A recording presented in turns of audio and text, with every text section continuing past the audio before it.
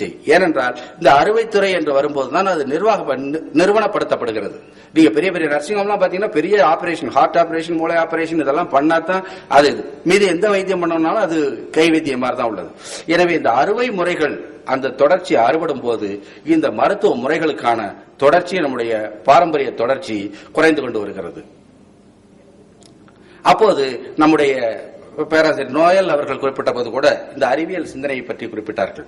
இது உங்களுக்கு தெரியும், எங்கள் செல்வம் கல்லணை, அடுத்து நாங்கள் 1000வது ஆண்டு கொண்டாடி கொண்டிருக்கக்கூடிய பெரிய கோயில், இது போன்ற நம்மை பிரமிக்க வைக்க, நம்மை மட்டுமல்ல உலகத்தில் பெரிய பிக் என்கின்ற அடைமொழியை கொண்ட ஒரு மானுமெண்ட் இன்றைக்கு 1000 ஆண்டுகள் நாம் கொண்டாடி கொண்டிருக்கும் போது இந்த கல்லணையும் பெரிய கோயிலும், இலக்கியம் என்றால் திருக்குறள், மீதி எல்லாம் இலக்கியத்தை எல்லாம் சொன்ன, தொல்காப்பியம்லாம் சொன்ன நிறைய பேருக்கு திருக்குறளும் இன்றைக்கு நமக்கு மிகப்பெரிய சாட்சியாக இங்கே விளங்கிக் கொண்டிருக்கிறது. இதை பார்க்கும்போது இந்த கட்டடத்தை அவர்கள் கட்ட வேண்டுமானால் அந்த சமூகம் அதற்கு முன்பாக எவ்வளவு பெரிய அறிவியல் வளர்ச்சியோடு அல்லது அறிவியல் தொடர்ச்சியோடு அந்த சிந்தனையோடு வாழ்ந்திருந்தால் மட்டுமே இது சாத்தியமே தவிர திடீரென்று ராஜராஜ சோழன் என்கின்ற ஒரு மன்னன் உருவாகி இதை கட்டியிருக்க முடியாது.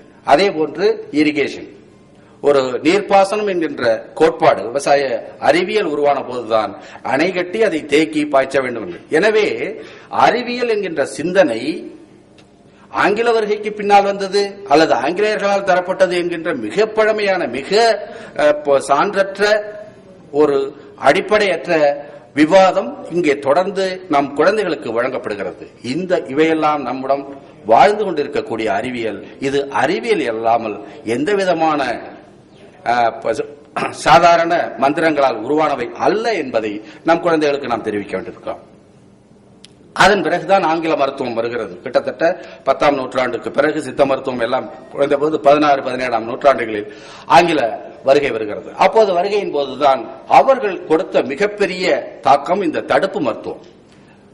அம்மை, காலரா, கொள்ளை நோய் போன்ற நோய்களுக்கு அவர்கள் தடுப்பு மருத்துவத்தை அங்கே கொடுத்தார்கள்.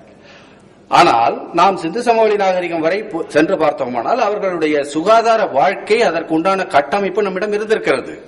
ஆனால் இவர்கள் வரும்போது கிட்டத்தட்ட உலகின் மற்ற பகுதிகளில் ஏற்பட்ட தொழிற்புரட்சி, ஆங்கிலேயர்கள் நம்மை அடிமைப்படுத்திய போது நம்முடைய அறிவியல் வளர்ச்சி அல்லது நம்முடைய பாரம்பரியத்தின் தொடர்ச்சி வளர முடியாத ஒரு சூழல் ஏற்படுகிறது.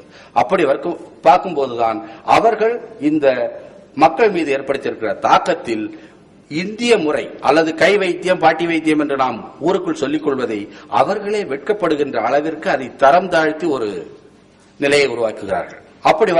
அப்படி பார்க்கும்போது இவர்கள் முன்னால் அவர்களிடம் இருந்த சொத்து அனைத்தும் இவர்களால் நசுக்கப்படுகிறது. இவர்களுடைய வளர்ச்சி என்பது ஆங்கில மருத்துவ வளர்ச்சி மட்டுமல்ல, ஆங்கிலேயர் வளர்ச்சி மட்டுமல்ல, அதனுடைய தொழிற்புரட்சி சார்ந்த அத்தனை வளர்ச்சிகளையும் தன்னகத்தே அந்த மருத்துவ முறை ஏற்றுக்கொள்கிறது. அதன் பிறகுதான் நாம் அதனுடைய போக்குகளை பார்த்திருக்கிறோம். அது எப்படி இந்த மனிதர்களிடமிருந்து அவர்களை நோயாளியாக பார்க்காமல் இந்த மருத்துவமனைக்கு அவர்கள் ஒரு பங்களிக்கக்கூடியவர்கள், நம்மை வளர்க்கக்கூடியவர்கள் என்று பார்க்கக்கூடிய ஒரு போக்கு இந்த ஆங்கில மருத்துவ முறையில் வளர்ந்து கொண்டிருக்கிறது.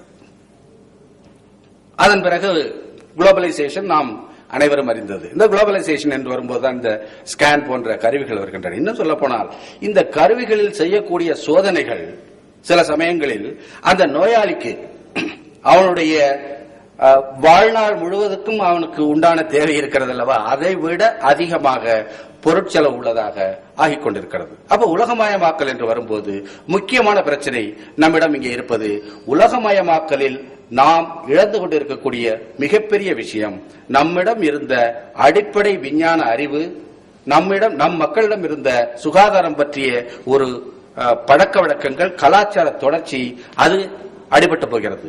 இன்னொரு பக்கத்தில் இந்த உலகமயமாக்கல் இன்றைக்கு அது உற்பத்தி செய்யக்கூடிய உபகரணங்களையும், அது உற்பத்தி செய்யக்கூடிய மருந்துகளையும், அது விதிக்கின்ற விதிகளையும் தான் பின்பற்ற வேண்டும் என்கின்ற கட்டாயம் இருக்கிறது. நிறைய பார்த்தோம்னா இந்த இன்ஸ்ட்ருமெண்ட்ஸ் எல்லாம் வரும்.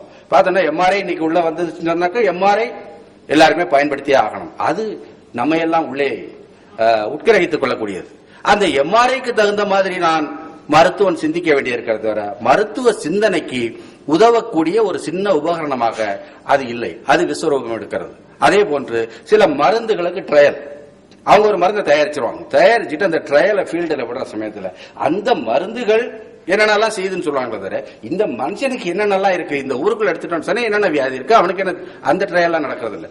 உற்பத்தி செய்த மருந்துகளும் உற்பத்தி செய்த உபகரணங்களும் மிகப்பெரிய அளவில் இடத்தை அடைத்துக் கொண்டு இந்த சிந்தனை, சொந்த சிந்தனை என்பது இந்த மருத்துவர்களுக்கு வர முடியாத அளவுக்கு இந்த உலகமயமாக்கல் நம்மை மூளைச்சலவை செய்து கொண்டிருக்கிறது.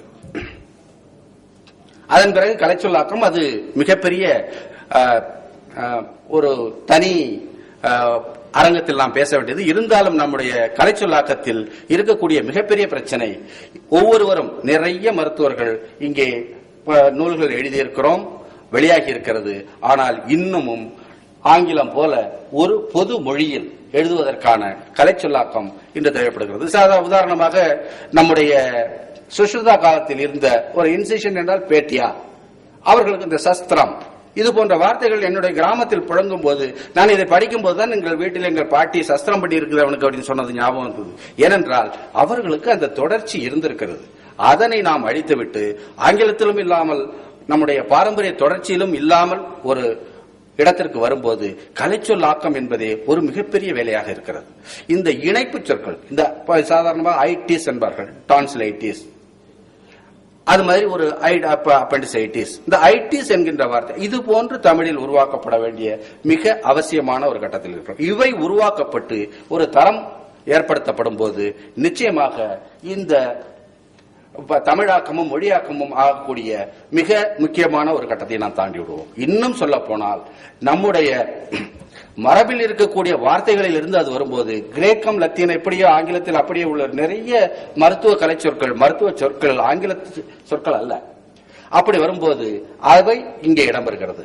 அதன் பிறகு நம்முடைய வைத்திய முறையில் அது ஆயுர்வேதமாக இருந்தாலும் சித்தாவாக இருந்தாலும் இன்னும் நாம் அங்கீகரித்துக் கொண்ட மருத்துவ முறைகளாக இருந்தாலும் நம்மிடையே இருக்கும்போது அவை அனைத்தும் தனித்தனியாக பிரிக்கப்படும். இப்ப சித்தா படிக்கிற ஸ்டூடெண்ட்டுக்கும் எங்களுக்கும் சம்பந்தமே கிடையாது. ஆனால் நானும் என் கிராமத்தில் இருந்து போகக்கூடிய சித்தா மருத்துவரும் நானும் மிகவும் வேறுபட்டவர்கள். ஒருத்தர் பார்த்துக்க கூட கூடாது. இன்னும் சொல்ல போனா அவர் என்ன எதிரியா பார்ப்பார், நான் அவரை எதிரியா பார்ப்பேன். அவர் ஒரு மருந்து சொல்லி நல்லா ஆயிடுச்சுன்னு சொன்னா என்னால தாங்கவே முடியாது. அது எப்படி அவன் சித்தா படிச்ச ஒரு மருந்தை கொடுத்து சரி பண்ணிட முடியும்? நான் நியூரோ சர்ஜன் ஆக்கும், நான் இவ்வளவு பெரிய வேலையெல்லாம் பண்றேன், நான் எனக்கு எம்ஆர்ஐ தெரியும், லேசர் தெரியும். இந்த மக்களுக்கு தேவையான மருத்துவ முறைகள் அவர்களுக்கு குணமடைய வேண்டும். என்னுடைய பாண்டித்யத்தை, என்னுடைய அறிவை நிலைநாட்டுவது அல்ல, இந்த மக்களுக்காக தேவைப்படும் போது இவை அனைத்தையும் ஒன்றிணைத்து ஏற்படுத்தக்கூடிய ஒரு முறை தேவைப்படும் என்று நினைக்கிறேன். அப்படி பார்க்கும்போது எனக்கு தெரிந்த சில தேர்வுகள் இப்போது இருக்கக்கூடிய தமிழ் வழி பள்ளிகளில் படிக்கக்கூடிய மாணவர்கள் அத்தனை பேரும் ஸ்கூல் ஃபைனல் வரைக்கும் இங்கிலீஷை கண்ணிலே காட்டாம விட்டுருவோமே, வேணுங்கிறவங்க போய் தேடிக்கிட்டோம். நான் இங்கிலீஷை பார்க்கல, SSLC முடிக்கிற வரைக்கும் இங்கிலீஷா பார்க்கல. அதுக்கப்புறம் ஆங்கிலத்துல தான் படிச்சேன், ஆங்கிலத்துல பேசுறேன், இந்த சர்வதேச குழு அரங்கங்கள் எல்லாம் போய் பேசுறேன், எல்லாருக்கும் புரியுது, அவங்களும் என்கிட்ட சொல்றாங்க, நம்ம ஜேர்னல்ஸ் படிக்கிறோம், எல்லாம் பண்றோம். ஆனால் இந்த மாணவர்களை 11ஆம் வகுப்பு வரைக்கும் நாம் ஆங்கில கல்வியில் படிக்க வைக்கும் போது அவர்கள் தமிழர்களும் இல்லை ஆங்கிலேயர்களும் இல்லாத ஒரு திரிவு நிலைக்கு மாட்டிக்கொள்கிறார்கள். அப்படி வரும்போது எங்கிருந்து உருவாவது? என்னுடைய மயில்சாமி அண்ணாதுரையா இருந்தாலும் அவருடைய அப்துல் கலாமாக இருந்தாலும் இவர்கள் அனைவரும் தாய்மொழியில் படித்தவர்கள். அதை இன்றைக்கு தைரியமாக கூறிக்கொண்டு சர்வதேச அளவில் நடைபெறுகிறார்கள். ஆனால் இவர்கள் இந்த தமிழ் வழியில் படிச்சு நான் வந்தேன்னு இவங்க சொல்றதை நான் வேற மாதிரி பாக்குறேன். இவங்க ஒரு வேளையில் தமிழ் வழியில் படிக்காமல் LKG UKG படித்திருந்தால் இவர்கள் இங்கு வந்திருப்பார்களா? என்னுடைய கேள்வி அந்த பக்கம் போகிறது. எனவே